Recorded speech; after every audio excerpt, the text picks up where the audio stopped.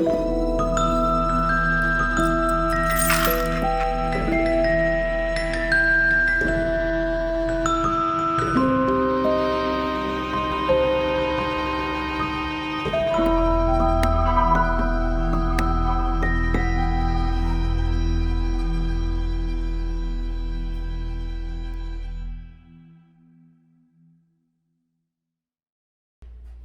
everyone and welcome back to our channel.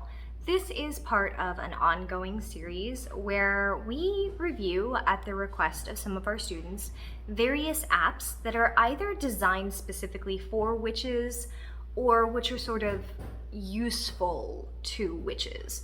In this particular case, I'm reviewing the app Rock Identifier, and I've laid out a test of, approximately 19 to 20 different crystals that I actually know what they are.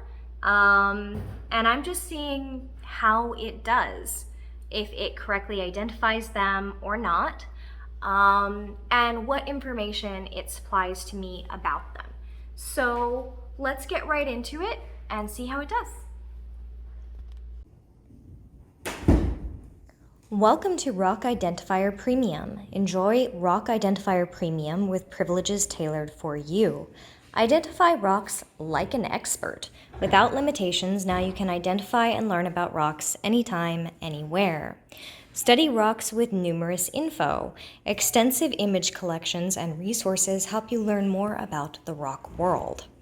Create your own rock collection, build your own electronic collection, and save your favorite rocks in one place. No ads or watermarks, smoother experience with absolutely no interruptions. That's because if you don't cancel before your 7-day trial is up, it is $20 a year. Exclusive support and care. Exceptional support provided whenever you need by a team who never hesitate to go the extra mile to make you smile, okay? Start exploring the magical world of rocks and building your own collection on Rock Identifier. So, as I said before I got started, Ian and I actually know what all but one of the rocks on the table is. The one on the table we purchased because we fell in love with it and we remember some of what it is, but it's this super compound cluster and we don't remember everything that's in it. So we'll see if it can help identify that. The reason why we are using stones that we know what they are is so that we can see if they got it right or wrong. All right, so take a picture.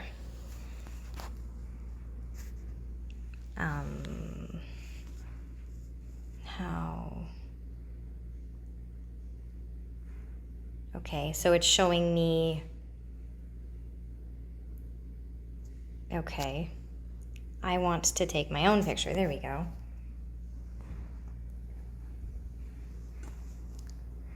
Too dark, too far, too blurry, or multiple types. Okay, got it.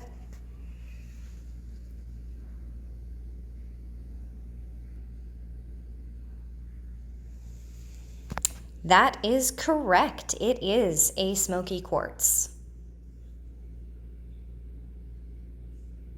Okay, so it's asking me how many I have. I think I have one of these. Oh, when you got it, how much you paid for it, the size and length and width and height in inches or centimeters, and notes. All right, very thorough. If you were a rock hound, then I suppose that would be something that would be beneficial to you. All right, let's try another one.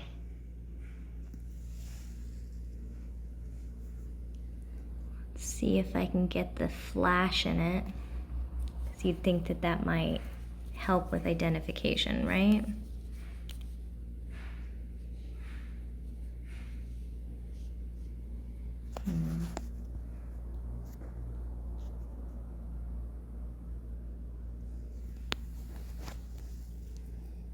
That is incorrect, unless that's another name for labradorite that I don't know. Ian is going to Google.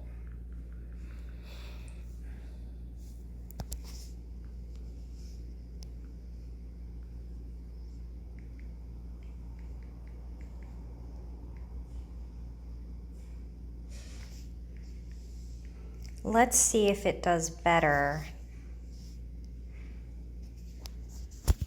if I hold it so that more of the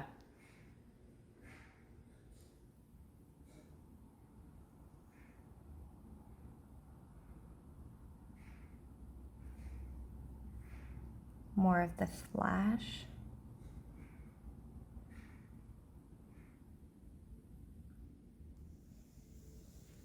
That time it got it right as labradorite, so it needed me to hold it in such a way that it could get this sheen. Okay, so I have one of those. Actually, I have like 4 of those, but safe. All right, let's see how it does with something that is in a slightly unusual shape.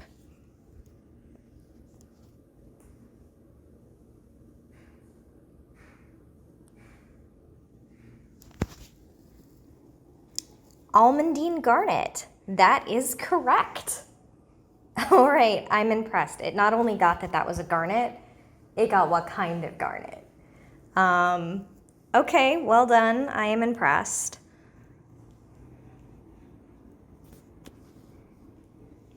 I have 3 in that shape. So the next one, I almost feel bad because it's not actually a stone, but we're curious how it does with it. He said not to get multiples in the shot. Thank you, hand off screen. That is incorrect. Let me try holding it and seeing if it does better. Still incorrect. That is actually a piece of petrified wood. So it's having a hard time with that one. It's so far said 2 different things. But that is actually a chunk of petrified wood. All right, let's try it with a really raw piece and see how it does. Right.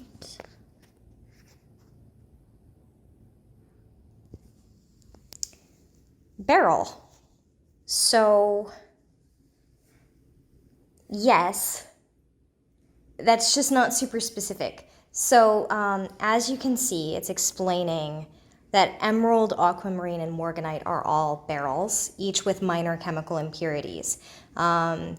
So that wasn't super specific, but it is correct because this is a beryl and it is specifically a raw emerald.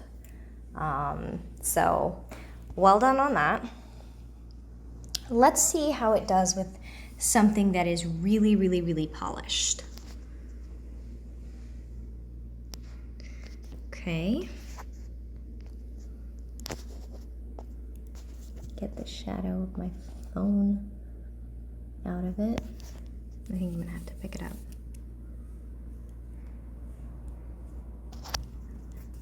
Sorry about the wobbly, everyone. Come on.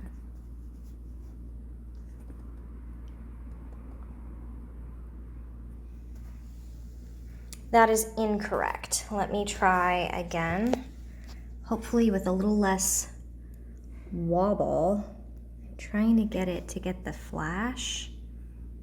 No, I don't have the flash, and it's having trouble focusing on it.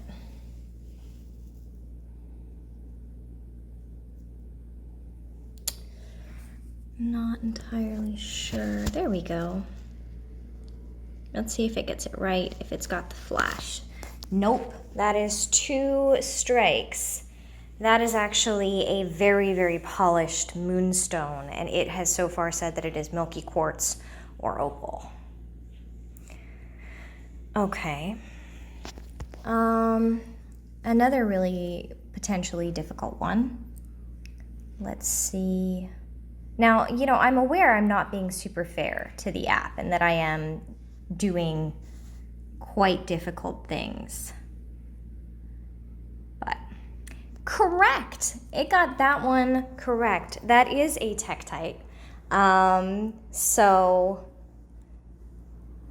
then it goes on to explain moldavite, which is what that is a type of tektite. It talks about how expensive it is per gram.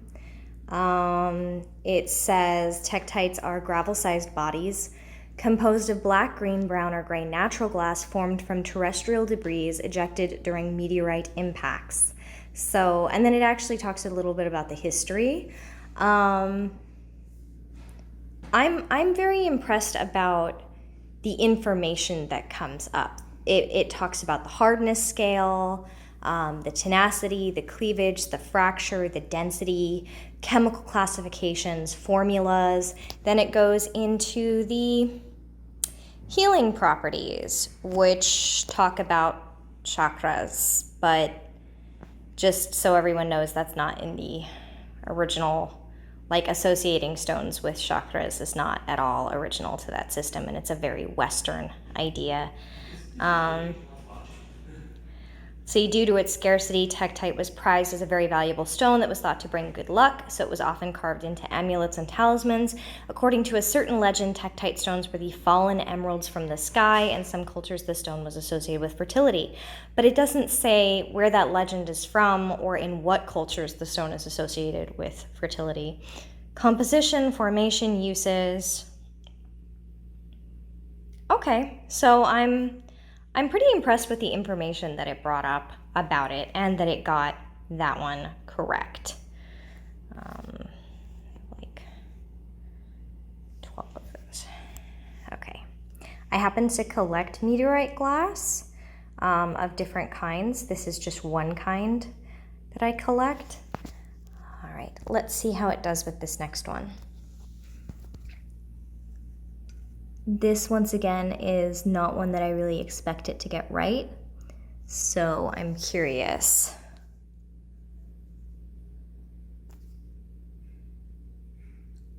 Okay, all right, it actually got that one correct, and I am surprised and impressed, so well done. Let's try this next one, which again, I'm not sure if it'll do it.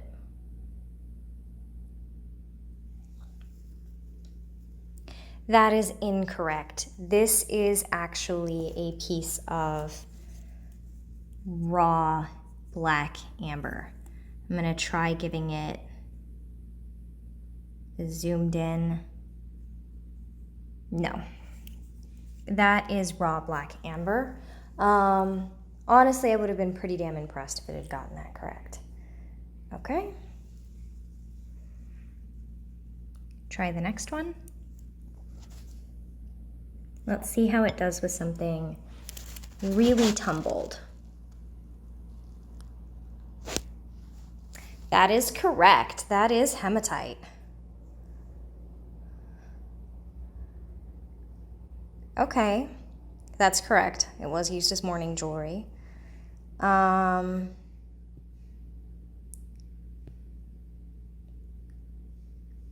I do appreciate all the information that it provides, both from a scientific, like total skeptic's corner, this information, the physical properties, and from the witchy angle. So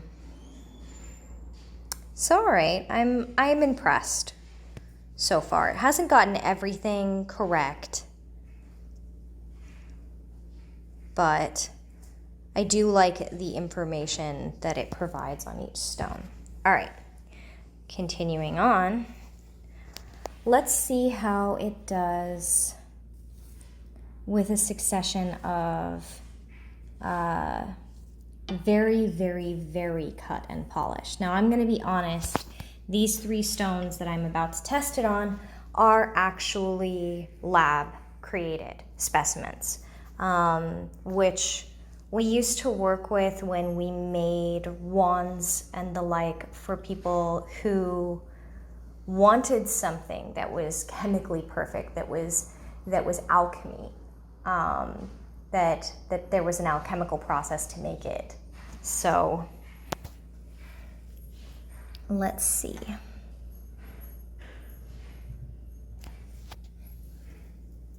That is not, actually. No, it's right. That is a lab-created citrine. We just remembered wrong. Well, thank you. That is a lab-created citrine. And once again, I'm impressed by just the sheer amount of information that's available, that it is a silicate, the price on it. Now, of course, it can't tell that it's lab-created, but unless you are like a jeweler, you're not supposed to be able to tell. So here's a lab-created one as well. Let's see how it does.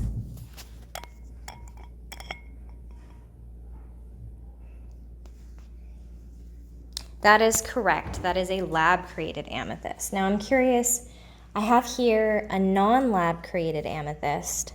Let's see if it gets it as amethyst as well.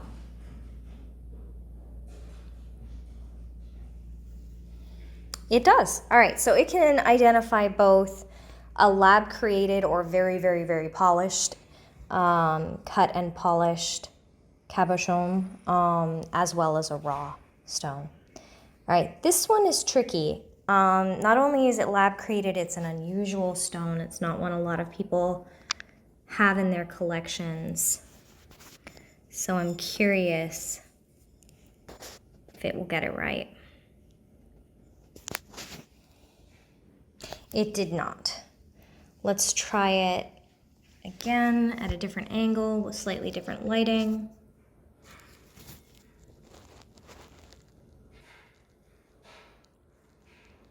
No, that is actually lab-created morganite.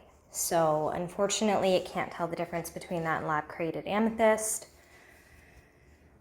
So be it. All right, so I have 4 left, each of which are a bit tricky. Let's see how it does. So this one, I want to see how it does with something that is a sphere.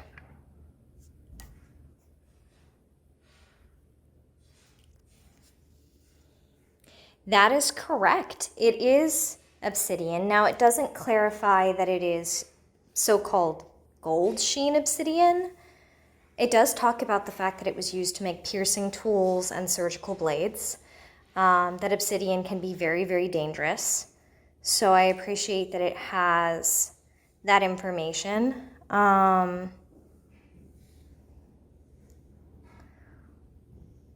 All right, I'm impressed that it can tell that from the, I guess we could have tested on my big crystal ball too, but okay, so it can tell that it is obsidian.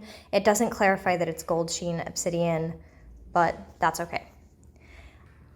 Let's see how it does with one that's made up of a lot of different stones.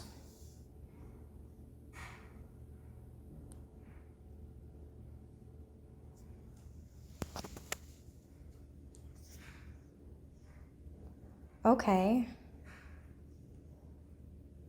I didn't realize that it would actually pop up with multiple options, and I wonder how often it's been doing that, and I have not been. So it actually tried to identify everything that was in there, and it's actually correct about all of that, so I'm pretty impressed that it could take something that has a bunch of different things growing together. I'm going to get it from the other side too, because it's different. This is the same stone, just a different side. And that is calcite. And yeah, so it actually identified everything that was in there. I'm really impressed. Okay, last 2.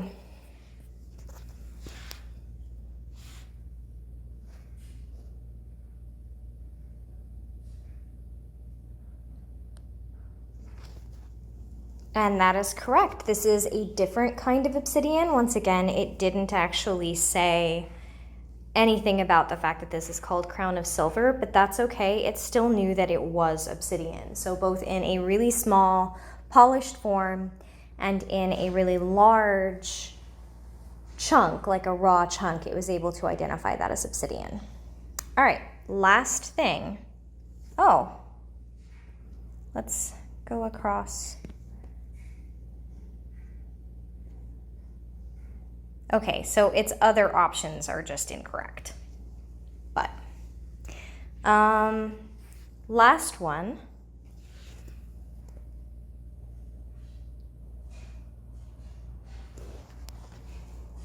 See, this was actually me being a bit of a butt. This is actually rock sugar. That's why it's on a plate, was so that it wouldn't be contaminated and I could still cook with it. So that was just me seeing if it would identify it. I know it will get smarter as it fails to identify things and people contribute the accurate names. The app will get smarter. So the things that it failed to be able to identify were the super polished lab created morganite, the polished petrified wood, and the rock sugar. Oh, and the moonstone. I'm actually curious about something, and I just want to see how it does. Let's see how it does with something really, really, really polished, and if it can get it correct. Tap on that. Oh, it's having trouble seeing it. There we go. So it's not an amethyst, and it's not glass, and it's not a pearl. So it can't do, like, you can't use it to identify your ring. And that's fine. I just kind of wanted to know. So it wasn't able to identify a couple of these. Out of 3, 4, 5, 6, 7, 8, 9, 10, 11, 12, 13, 14, 15, 16, 17, 18, 19 things. It missed 1, 2, 3, 4, 5. That's not a fantastic ratio, but I was throwing it some curveballs. I don't really think it is designed to identify lab-created specimens, rock sugar, the stone in your ring, or petrified wood. So honestly, I think it did a pretty good job. On the balance, if you were using this to identify tumbled or raw stones that you either purchased at a metaphysical shop or that you found out in nature, I do think it would be a handy app for you. I think that it would probably work. And in combination with an additional tool like Love is in the Earth, the book, I think it's pretty decent. Hi everyone. I just got to help test out the new rock identifier app, and it's kind of cool. I have a few thoughts on it. The first one is that we got about a 75% success rate, which is way, way better than you would expect from random guessing. However, it is only a 75% success rate, which means you need something corroborating. You need some other axis that you're using to identify things to be sure you're right, because I'm assuming you're going to get misidentifications, maybe at a lower rate than that. The rock sugar was kind of a troll move, but you're still going to get some. My second thought is that this seems to me to basically have a few use cases. One, you're a rock hound who's going out and picking stuff up in the desert, in the seabed, on the beach, wherever, and you want to pick something up and be able to get a snap basic identification right then and there. Great for that. Honestly, if you don't have the knowledge to do the identification yourself, 75% in the field, really pretty good. Second use case, you are someone who is very into crystal healing. Your spiritual practice is rooted in crystal healing properties, crystal magic, that kind of thing. and you basically want to always have a searchable reference with you. This does have a lot of that information, and even if you have an EPUB or your own personal database or something like that, trying to pull it up on your phone and search it can be kind of tricky or kind of time consuming, whereas with this you sort of go pull up my collection, click on this one, look at the properties of the stone, that's right, I remember this one, right? So useful as a pocket reference for that. The third one that I can see, and I'm gonna out myself as a particular kind of nerd here, so I remember the days when I would go to Magic the Gathering tournaments and everyone had their binder. You had your whole collection in the binder with how tradable stuff was, you knew how valuable it was, whatever. It's very hard to carry a rock collection around like that, but given that this has where did you acquire it, how much is it worth, what are the dimensions on it, I think I saw a field for how many carats something was, and you could definitely put that in the notes. It would potentially be useful as basically your way of carrying around your binder, especially if you're going to something like the Tucson Gem Show and you walk away from a booth that you're running and and you're meeting up with people and you don't want to carry all of your rocks with you. I can see it being very useful for something like that.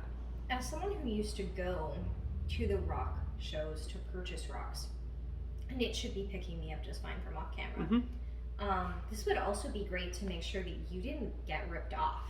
Right. That you had something that would back up what the seller was saying, this is what this is, and that it would also have the standard price right there in the app. Because I know there were times where I was going like, is this actually a good deal on this? Right, give me 10 minutes to go do some research versus let me just get a picture of that real quick. It says it's about that much. Sorry, how many grams did you say that specimen was? And then you go from there. No, I'll say most of the time I did not get ripped off at the gem shows. The sellers were very honest, but it could happen. Right. That actually brings me to another point that I want to bring up. So this is very obviously a machine learning app. It is designed to get better at identifying things as people take a picture and then scroll through the options and say, actually, no, it's this one. It's very clearly going to be designed to take that information and start including it in its algorithms for determining what other pictures that share those characteristics should be identified as. This is great in that it will get smarter and better at identifying things as the user base grows and identifies more things. The downside of that is that, as with any machine learning app, if you feed it bad data, it will get stupider, not smarter. Now, I don't think that most people are likely to get an app that you have to pay money for and feed it bad data on purpose. Most people who are that kind of sort of screw up data sets for fun trolls aren't going to be bothering with something like this. However, it's entirely possible to give it bad data accidentally and in good faith. As someone who ran an occult store for a while, a problem that sometimes occurred is that you would buy, I'll give an example, you order 10 kilos of amethyst, and what you get is actually a mixture of a bunch of purple stones, many of which are amethyst, but some of which are something else, like an agate, for example. Oh yeah, that time we got a bunch of purple agate in place of amethyst. And if you're not paying attention, or if you're a larger seller who just who has a bunch of employees who maybe aren't super knowledgeable or experts, who get the shipment, who put it out in good faith, we bought amethyst, we put it out as amethyst, you as a customer go look at it, go, oh yeah, this is purple, it was in the amethyst bin, I'm buying it. You take a picture of it, and it says this is an agate, and you go, no, silly app, that's an amethyst. You just polluted the data pool. So, good faith all the way through, except for possibly in wherever you sourced it from in the first place. But it is possible that that will become an issue. Having said that, that wasn't a super widespread problem. It didn't happen a lot. No, and generally when it happened, we were ordering huge quantities. Right, but the problem is your retail supplier is ordering huge quantities. Mm-hmm. So, not a huge concern I have, but a possible one. I'm just remembering that time that we ordered like just huge lots, just like 150 kilos of stones that we sorted ourselves, and like a ton of it was picture jasper. Picture jasper? Yeah, that was ridiculous. Anyway, my thoughts. Overall, if you fall into one of those use cases, probably worthwhile. Otherwise, if you want to spend the money on it and have a way of keeping track of your collection inventory, I guess go ahead. But how often are you going to use it? That's sort of the question. Take care, everyone. We'll see you next time. So I guess my final thoughts on the app are that